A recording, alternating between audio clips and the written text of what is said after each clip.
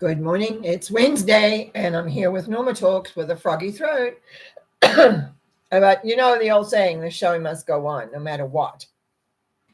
And I'm a little bit like that because I dealt for years dealing with trade shows, and didn't matter how you felt, you had to be there. I was organizing them. I was the speaker at them. I exhibited at them. You had to show up. So sometimes I have a froggy throat, but it usually disappears and goes. Now, today, interestingly, but before I begin, most of you are aware that I have a couple of caps that I wear in my professional world. One is a psychic tarot card reader. Been reading since I started learning tarot actually when I was 20. And as I'm nearly 80, that's a lot of years. I love my symbology. I still do half hour, sometimes hour readings. I use them a lot for many things. And I just love the philosophy. I love teaching them. I love everything about them, actually. And I've always used the Rider-Waite picture forms of them. And I found them psychologically really taught me a lot about life. That's what I got my basic philosophy. That's what I understand. And I'm just going to have a sip of water to clear this throat. I've been working on it for a while before we began. But some things are stubborn. Of course, I wouldn't be stubborn, would I? No.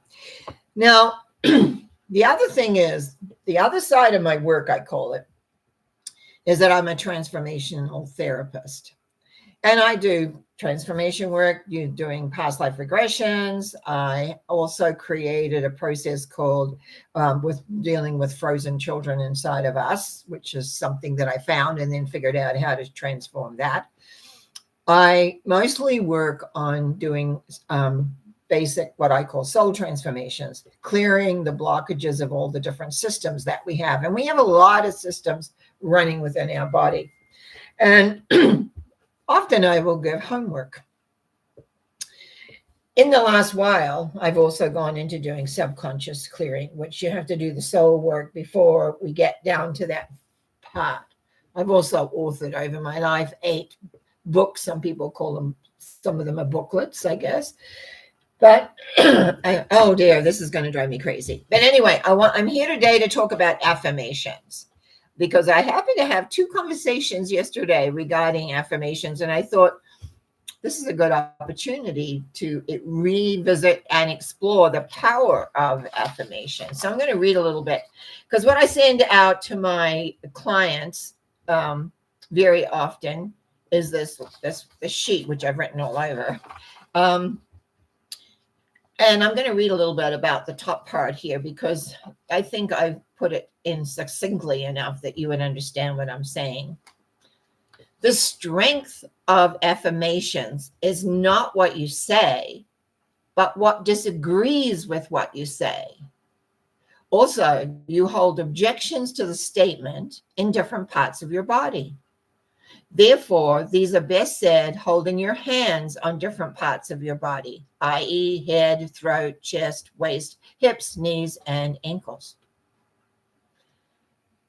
Now, also, I also recommend that you work, I'll just keep reading. Then you picture a color which is loving to you.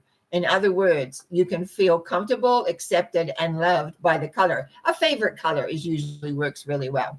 To do this, you must feel the color. Now, that's because when I'm working with my clients, we have an exercise transformation clients, that is, we always have a color exercise that I do, which is to help bring some of the elements into the system totally. So that's kind of there. And this is usually what I send out to my transformation clients. Then I say you repeat the below affirmations, listen to any objections. You can get a feeling or thought, and then how to release that. Now, I'm going to go over the basics. I'm going to tell you how I came into learning a lot more about affirmations. I was taking a course, and we were taught 4 affirmations. I love me. I trust me. I am loved. I am lovable.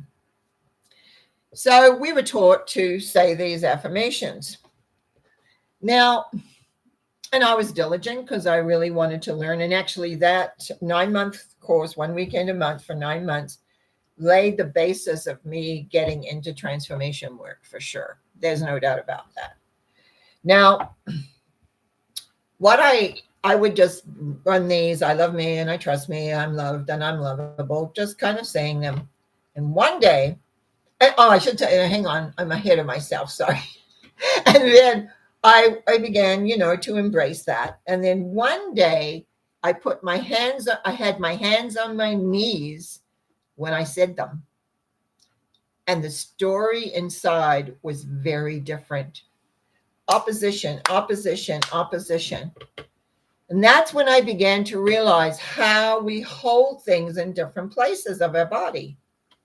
And so as I would say, I love me, I trust me, I am loved, and I'm lovable, these first 4 that I was taught to say, I began to realize these little thoughts I would have, no, you don't, you're not good enough, you should, whatever, how all these little thoughts inside. And I realized that's what has to go.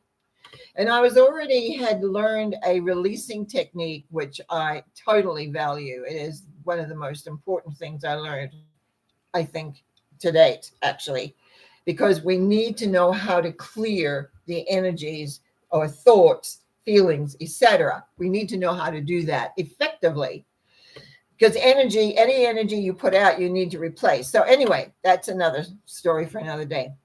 So how this works, if you say, I love me, and you have a little thought or a feeling that says, no, I don't. It's the no, I don't that you need to clear. Now you can use color to clear, like chewing it up like a little old Pac-Man. I use that often with my clients. Or you can put it outside of yourself, and goes along with the energy releasing work. You can put it into a container, drop of love, send it off to the sun to be converted to clear light, loving energy. That's a longer section, but it's very, very important when you want to clear a lot of energy. I found surprisingly where not only myself, but my clients hold the information. Now, I don't work a lot of time with my clients on the affirmational element. I tell them the importance. I give them the sheet that I've got here and basically said, go for it. Now, for me, because I'm always wanting to figure out more, I went, okay, I'm loving you, but I didn't really feel good about who I was, or I never ever felt beautiful and things. So I added in sort of a next section, I am beautiful, I am brilliant, I am worthy, I deserve. And what that brought up another whole pile of objections. Wow. It was amazing. All the little comments that you hear, all the insecurities that you have, all the non-value. I am worthy. Everyone is worthy to achieve what they desire, what they want and to have. But if you don't believe that, if you don't believe that in your head and your chest and your gut and your knees or hips and knees and ankles, if you don't have that alignment within your body, you're working against yourself, because those thoughts that you have that says, no, that's not true, to any kind of degree, what ends up happening, that goes into your vibrational rate. That is what's going out there. And that's why sometimes you just don't succeed.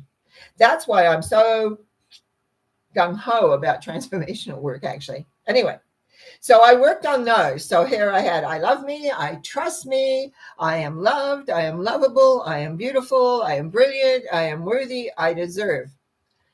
Years tick by. Then I realized something, and I added some more. I like myself. I respect myself. I forgive myself. That, when I added those, that's when I really began to become in tune with self-forgiveness, which, if you ever have worked with me, you know that when we're dealing with the Akashic records, that's the only way I've ever found to really clear Akashic records totally, is through self-forgiveness. So anyway, the whole element here went on. And then because of clients wanting to be successful or succeeding, I added, I am successful. I can succeed. I achieve. And then at the very bottom, I am me. There's an acceptance of self, of being the individual, of accepting your traits, which you have. Like, I can be very stubborn and set, and I can react probably a little fast sometimes than I need to. I mean, I'm not perfect for sure. I know that. But it's okay. I always say I love myself for my imperfections. I eat the incorrect foods. I don't exercise, but mainly because of the knee thing that from the last many, many years. But anyways, it's still an excuse, because there's lots of things that you can do. Excuse me a sec. I was actually doing chair yoga and doing very well. And then lockdown happened. Well, do you think I continued that at home? No, I didn't. And, so, it's like, we've got to embrace our imperfections, I think, and love ourselves. And that's that first statement. I love me. There is that need of feeling very much that this is who I am. Now, it took me years to come into a place where I was comfortable with being who I am. It's not everybody's cup of tea, but that's who I am. And I tend to speak sometimes without thinking. That's another one.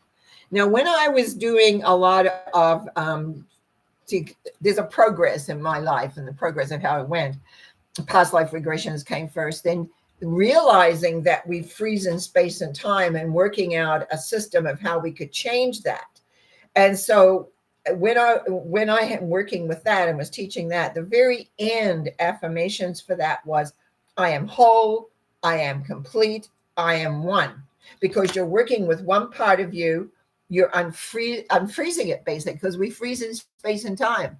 And that's why we keep, one of the reasons, not all, only reason, we keep repeating the same patterns or the same reactions or the same way. And I'll tell you how I found that froze, how we freeze.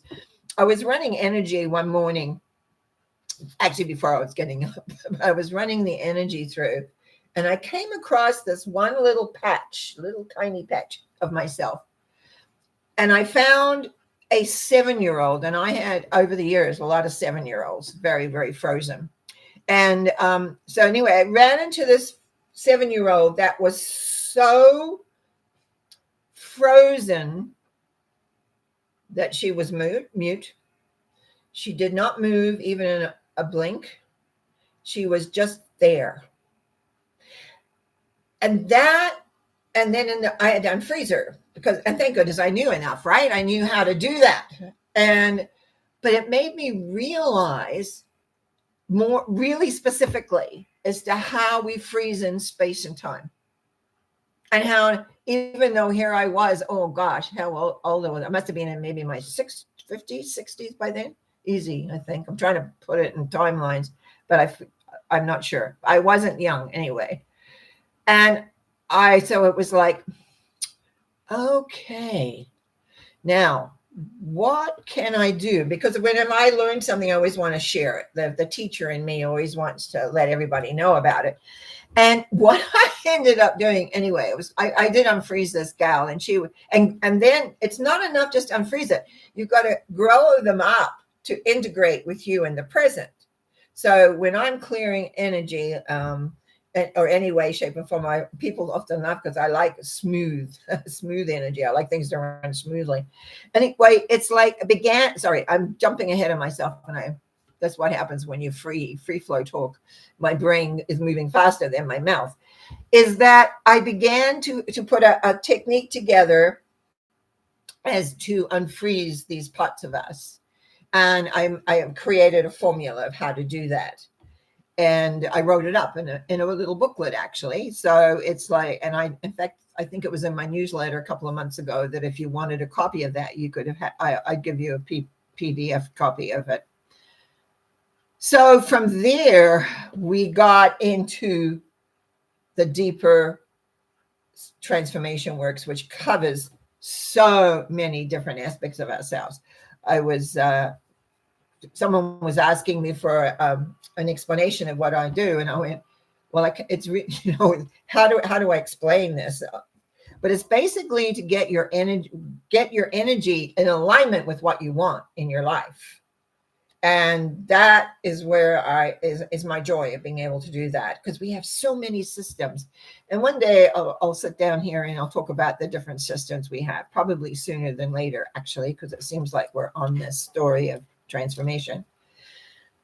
And then I think I've mentioned one time that when I realized that I had this melanoma cancer, and thinking, well, how did I create that? I kind of knew how I did it in my head, but I went, okay, what's in me that creates this? And found that I had some things in the Akashic records. So I cleared that, and then it made me realize a bit more about the power of the subconscious. So I went in and was showing how to go in and basically pull the whole program. And then I practiced with a few of my clients, and they loved it, because it was like, oh, space clearing, things beginning to work, things beginning to happen. And so this is the wonder of, because we know that the subconscious holds it all, and the programming and the patterns and all those things that we go through. But very often, if you're working with yourself in the beginning, it's like a process. Just to dive right in and start pulling things from the subconscious doesn't really work unless you know how to replace the energy, number one. But number two, and as I say, I don't go and I just send my clients the affirmation sheet, and I don't ask, are you doing your affirmations? I'm just presuming if they really want to work and change and grow, this is what they need to do. And the sheet exactly tells them everything that they need to create and to do. See, then remember the line when I started out. The strength of affirmations is not what you say, like, I love me, but what disagrees with what you say. That little thought, that little feeling that kind of gets tight. That's what needs clearing. That's what needs to be let go of. And then you can use color. If you know how to use color, if you know how to use what we call light, the light energy, you let it go. You let the opposition go, but you need to fill up. Always when you're working with energy, when you let something go, you've got to fill it up with something else. Well, guess what the body does? The body replaces it with what it knew. That's one of the sneaky things I find that a lot of people don't realize. You can't just release something without refilling it with something else, because the body will just go and replace it with what it knows. And that's why often people say, oh, I've done all that, and it didn't work. Well, it didn't work because you didn't understand energy. You didn't work because you didn't replace it with something that you really want, or even better, something more effective, something that works with you, with where you want. So let me run through these basic ones. The ones again, I'm just going to do the whole lot. Okay, so if you're listening, just close your eyes for a moment. Maybe wherever you're sitting, put your hands somewhere in your body, like your heart or your midriff, or even your knees, like me when I found out all sorts of things. Okay, big breath. I love me. It might be a little fast for some of you, and I apologize. I trust me. I am loved. I am lovable. I am brilliant. I am beautiful. I am worthy. I deserve. I like myself. I respect myself.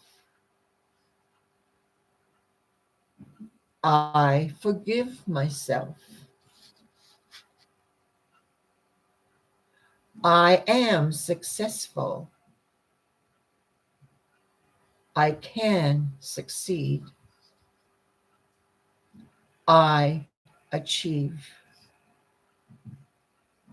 I am me. I am whole.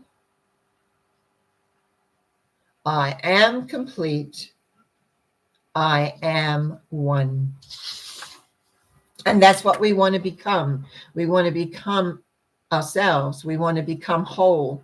We want to not have little bits and pieces of us that are reacting and responding to life that is not effective or adding or completing with where we are.